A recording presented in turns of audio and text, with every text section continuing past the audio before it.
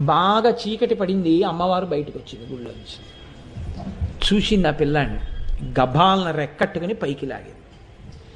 ఎందుకురా అబ్బాయి పుట్టలో చెయ్యి పెట్టావు అని. అమ్మే కదండి, ఏ పేరుతో ఉన్నా.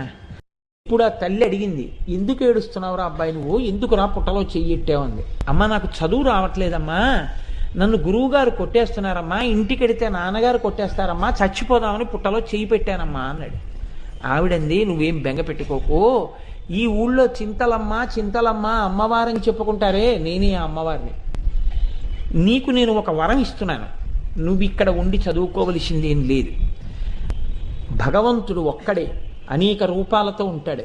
నేనే మీ ఊళ్ళో తాళ్లపాకలో లక్ష్మీ చెన్నకేశవ స్వామిగా ఉన్నాను. నువ్వు మీ ఊరు వెళ్ళిపోయి ప్రతిరోజు నాకు ప్రదక్షిణాలు చెయ్యి, అక్కడ ఆ గుడి చుట్టూ ప్రదక్షిణాలు చెయ్యి. ఈ జన్మలో నీకు నేను అంత గొప్పతనాన్ని ఇస్తానని చెప్పలేను, కానీ